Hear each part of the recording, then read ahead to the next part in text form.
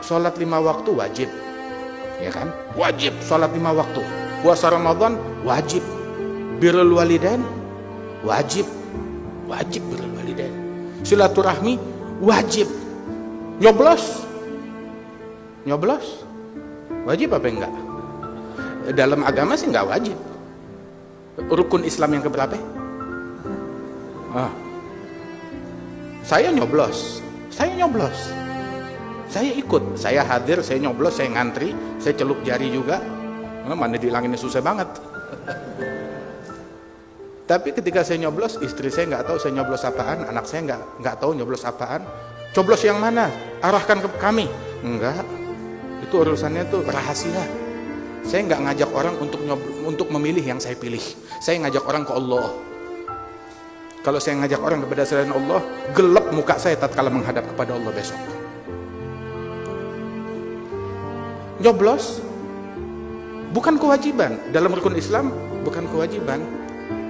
Juga dalam hukum negara juga itu hak setiap warga negara. Hak, tahu kan hak? Bukan kewajiban. Gak ada yang mewajibkan. Tidak ada yang mewajibkan. Itu hak. Digunakan hak kita dengan bijak, dengan akal, dengan bijaksana. Mau pilih orang yang takut kepada Allah Subhanahu wa taala. Tapi walaupun asal tahu aja, pemimpin yang baik bukan segalanya kalau kamu bukan orang baik. Pemimpinnya wali, terus kita langsung jadi wali. Pemimpinnya nabi, terus kita naik pangkat jadi nabi. Pemimpinnya orang hebat, terus kita langsung jadi orang hebat. Ya kalau kitanya pecundang, ya tetap pecundang walaupun pemimpinnya orang yang paling tinggi derajatnya. Di zamannya Nabi Sulaiman, pemimpinnya siapa? Nabi Sulaiman. Tapi penjahat tetap ada, penyembah berhala tetap ada. Di zamannya Nabi Muhammad SAW, saat Nabi memimpin, apa nggak ada orang munafikin di Madinah? Ada. Nggak ada musyrikin? Ada. Tetap ada. Di zaman Nabi Ibrahim, presidennya siapa? Namrud. Presidennya Namrud.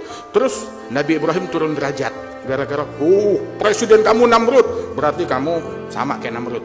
Nabi Musa, presidennya siapa? Fir'aun. Berarti Musa sama kayak Fir'aun. Apakah Nabi Musa jadi hina karena presidennya Fir'aun? Enggak.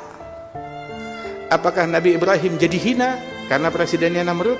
Tidak. Nabi Muhammad, kapan momen dalam hidupnya Rasulullah ada momen Rasul menjadi manusia hina? Waktu di Mekah, kekuasaan di tangan Abu Lahab, Abu Jahal. Apa Rasulullah menjadi hina? Wallah nggak jadi hina. Tapi sebutkan, adakah satu detik kemuliaan yang dilalui oleh Fir'aun dalam hidupnya? Ada gak? Sebut.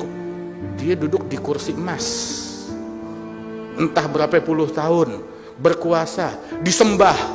Bukan yang nyembah dia bukan satu orang, bukan 2 orang, bukan 100, bukan 1000, bukan 10.000, bukan 100.000. Berapa juta yang nyembah dia? Sebutkan satu momen, jam berapa, tanggal berapa, di mana dia berlalu hidupnya dalam kemuliaan. Mulia di mata Allah Ta'ala. Wallah, nggak sedetik pun dia mulia. Wallah, Nabi Muhammad nggak sedetik pun dilalui dalam kehinaan. Sama sekali enggak. Nah kita sekarang, kita mau jadi mulia, nggak ada kaitannya. Fulan jadi pemimpin kita, terus kita jadi mulia. Enggak. Kalau kitanya pecundang, tetap aja kita ninggalin sholat. Biar kata pemimpinnya Imam Mahdi, tetap aja kita pecundang. Kalau kita ninggalin sholat, ya, kita buka-bukaan aurat, kaum wanita kita buka-bukaan aurat, walaupun pemimpinnya orang paling mulia di dunia, tetap aja kita sial, celaka.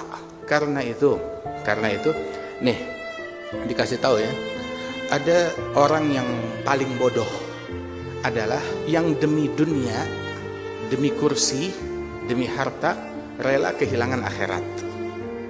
Bodoh banget kan? Itu orang yang paling bodoh. Tapi yang 1000 kali lebih bodoh, demi kursinya orang lain, demi dunianya orang lain, dia yang korban akhirat. Yang naik kursi dia, kenapa kita ngotorin hati? Yang ngejar kursi dia, kenapa kita yang saling caci maki? Yang pengen jabatan dia, terus kenapa kita yang ketinggalan sholat jamaah? Kenapa kita jadi ngetik yang haram? Kenapa kita jadi mbarin yang haram?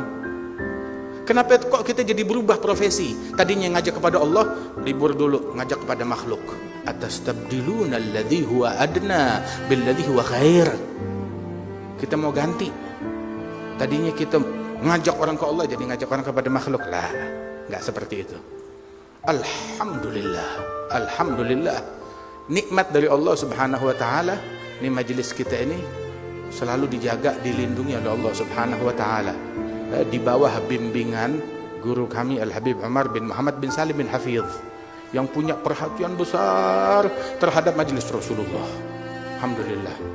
Majelis yang terbuka buat semuanya, ngajak semuanya, mau itu pemimpin, mau itu rakyat, mau itu siapapun, muslim, non muslim, semuanya kita ajak kepada Allah Subhanahu wa taala tanpa kita mengekor kepada calon manapun, kepada partai manapun. Kita ngajak semua, dan kita ngajak semuanya kepada Allah. Dan Habib Umar berkali-kali ngumumkan, jangan tunggu saya untuk ngajak umat kepada kalian. Jangan nungguin saya, jangan nunggu kata-kata pernyataan dari saya untuk ngajak umat untuk mendukung kalian. Nggak bakalan keluar itu kalimat. Kenapa? Soalnya saya ini pegawainya Allah, cuma ngajak orang kepada Allah. Dan saya takut, kata Habib Umar, kalau saya ngajak orang kepada selain Allah, saya besok menghadap kepada Allah dengan muka yang gelap gulita. Waliyadzubillah min dzalik.